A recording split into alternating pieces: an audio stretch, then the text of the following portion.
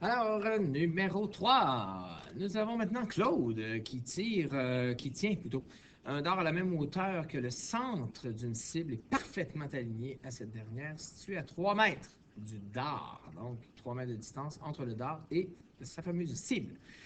Il envoie le dard horizontalement à une vitesse de 11,5 mètres par seconde, mais rate sa cible, hein, ce qui est tout à fait logique à cause de la gravité. À combien de centimètres? Centimètres. Sous le centre de la cible d'or est-il arrivé? Donc, si on se fait une petite représentation, finalement, j'ai mon dard qui est ici, je vais me remettre ici. Je vais me remettre. J'ai mon dard qui est là. Quand il va lancer son dard, bien sûr, son dard va descendre. Sa cible, elle est ici, à la même hauteur. Bien sûr, s'il n'y avait pas de gravité, le dard serait arrivé en plein centre. Mais là, malheureusement, le dard s'est mis à descendre, hein, parce qu'il y a bien sûr la gravité qui agit sur lui. On dit que la vitesse de ce dard est 11,5 mètres par seconde. On ne connaît pas le temps que ça va prendre au dard pour se rendre. Par contre, nous savons que ce dard est à 3 mètres de la cible. 3 mètres, bien sûr, horizontalement. Nous ne connaissons pas la distance, c'est-à-dire la hauteur que le dard va diminuer. On ne le sait pas. On connaît bien sûr l'accélération qui est toujours la même chose. Nous connaissons la vitesse initiale verticale de 0. Nous ne connaissons pas plus le temps, c'est difficile à dire, de descente. Donc, quand on ne connaît pas le temps ni à la verticale ni à l'horizontale, rappelons-nous, hein, si on en trouve l'un, que ce soit à l'horizontale ou à la verticale, l'autre va être le même.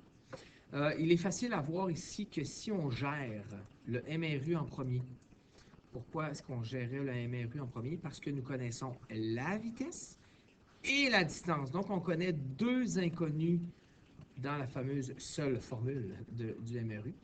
V est égal à delta X sur delta T. On connaît deux choses. Donc, allons-y. Si on connaît deux choses sur trois, il sera facile pour nous de connaître la troisième. Si vous appliquez tout ceci, fling, flang, bling, blang, vous allez trouver un temps, je l'ai arrondi, à 0,26 secondes. Donc, ça prendra 0,26 secondes au dard afin de se rendre sur sa cible, qui est 3 mètres plus haut.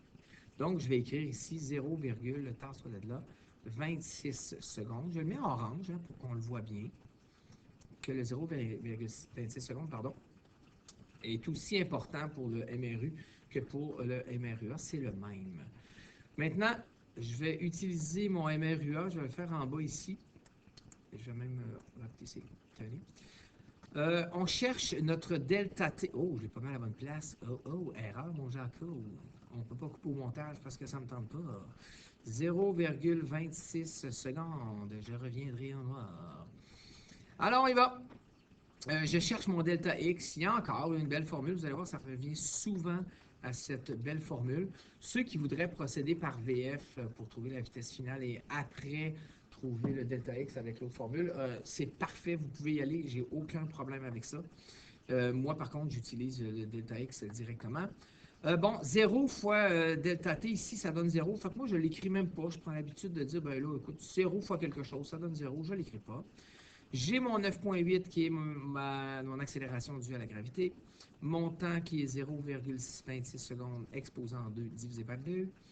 Je trouverai une distance dans les environs de 0,33 mètres. Quelqu'un qui me remet ça comme ça, je serais en beau fusil parce que, souvenez-vous, la question c'est combien de centimètres?